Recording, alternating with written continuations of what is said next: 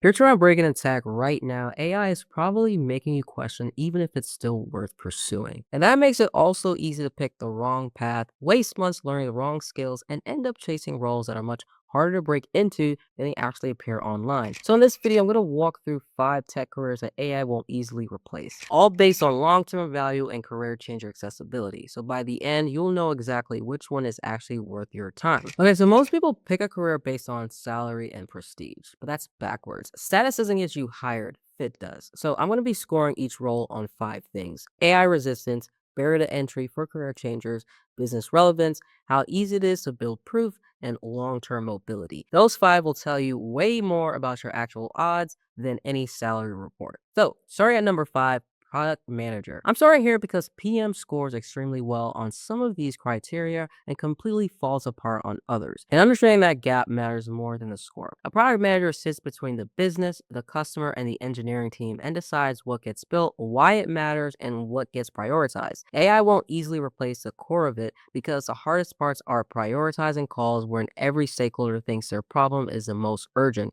and navigating trade-off decisions with limited time and limited budget, and having the product instinct, the sense of what the market actually needs versus what a loud customer is requesting. Now, on AI resistance, business relevance, and long-term mobility, PM scores very high, but here's where it breaks down for career changers. PM is a trust-based role, and you don't get hired because of a side project that you build. You get hired because of formal experience. And it's also a pretty common career for data analysts and data scientists to get promoted into, or if you went to a pricey, fancy MBA program. That usually means existing experience, an internal transfer, or a very specific domain background. And unlike data work or engineering, there is no clean portfolio equivalent that lets you demonstrate PM skills to a stranger. I'd put this at about a 7 out of 10 overall, but for career changers, it will drop to about 5.5. All right, so number 4, cybersecurity analyst. So if the problem with PM is that you can't easily show proof of what you can do, cybersecurity is a completely different challenge because the demand is undeniable, but the way in is way more specialized than most people expect. The Bureau of Labor Statistics project a 29% growth for this role.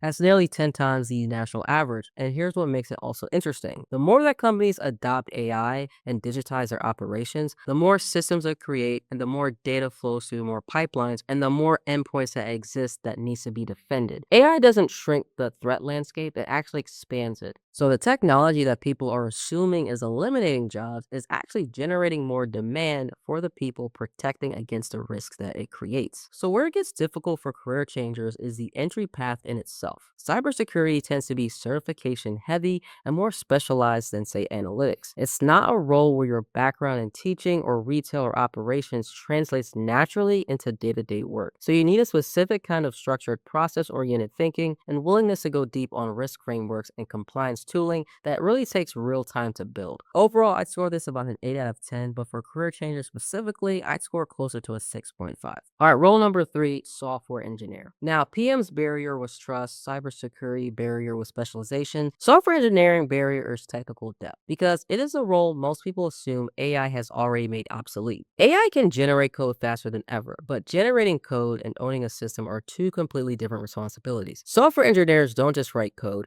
they maintain infrastructure, debug edge cases that only surface under real production load, and manage technical debt that compounds over years, and make architectural decisions that affect the entire product. The Bureau of Labor Statistics project a 50% growth for software developers. And vibe coding. Let's talk about vibe coding. When people are using AI to build things that they don't fully understand, it's creating a growing pile of fragile, undocumented systems that still need a human to untangle when they inevitably break. AI may be writing more code than ever, but that doesn't mean it's all correct. Someone has to own the consequences of that code because it will mess up. Now, a career changer's challenge into software engineering is a technical ramp is much steeper. And the market is noisier with CS graduates and bootcamp alumni competing for the same entry points. And it's a harder first move if you're coming in without a technical foundation. I put this at about an 8.5 overall, but for career changers, I rate it about a 6. Quick pause. Now, if you want to land your first job in data analytics, analytics and avoid the lengthy mistakes that I did, click the link in the pinned comment where you can find the exact steps that my students use to land their job in data analytics without going back to school. All right, now let's get back to it. All right, so role number two, cloud engineer. Cloud engineer might sound niche, but is the most structurally important role on this list right now, and one of the hardest to break into cold. Every AI tool, every software product, every data pipeline needs infrastructure to run on. Somewhere to live, somewhere to scale, and someone to make sure it stays reliable, secure, and cost efficient. That is where a cloud engineer comes in. Google Cloud's infrastructure report found that 98% of organizations are exploring generative AI and 39% are already running it in production. And the bottleneck wasn't AI itself, it was the infrastructure underneath it. Everybody wants the AI, but fewer people are thinking about what it actually runs on. So the barrier is real. This is the most technically demanding entry point on this list. It's harder to break in without existing comfort with systems, automations, and building visible proof is tougher here than anywhere else. You can't post your cloud infrastructure on LinkedIn the way you can share, say, a dashboard. So I'm gonna say overall it's a 9 out of 10, but for career changers, I'd say it's about a 6. All right, so number one, data analyst. Now, 4 strong careers where the opportunity is real, but the career changer score keeps dropping because the barrier is trust, specializations, or technical depth. So the pattern is exactly why data analyst is number one. A data analyst helps companies turn messy, scattered information into decisions. The reason this role holds up against AI isn't about dashboards or SQL, it's about everything that happens before you even touch a tool. Understanding the business problem well enough to know what the question is even asking, and defining the right metric so you're measuring exactly what matters instead of what's easy to count, and then translating that into a language that non-technical stakeholders can understand and act on. That intersection is where AI always falls apart. And here's what also separates data analysts from everything else on the list. The career changer score doesn't drop, and the reason is proof. You don't need someone's trust to demonstrate PM instinct, you don't need certifications to get in the door, and you don't need a CS degree to compete. You can build a project this week that answers a real business question, create a dashboard, write a case study that walks through your thinking, volunteer, or do an analysis of a local nonprofit, post your work on LinkedIn where hiring managers can actually see it, and you can take your existing domain knowledge, whether it's healthcare, education, logistics, military, retail, whatever it is, whatever your background is, and translate that into positioning that makes you more valuable than someone who just finished a course with no business context. Data analyst gives you all five.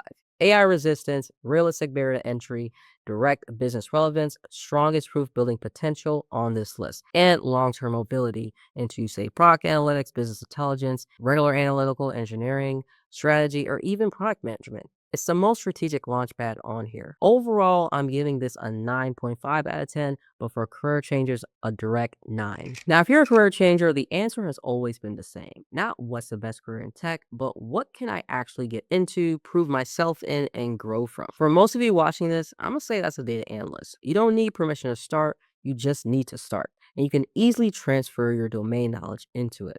Now, if you wanted to know exactly how to do it and wanted the exact roadmap on what to do next, watch this next video. I'll show you exactly in depth my 4-step framework to become a data analyst. I'll see you in the next one.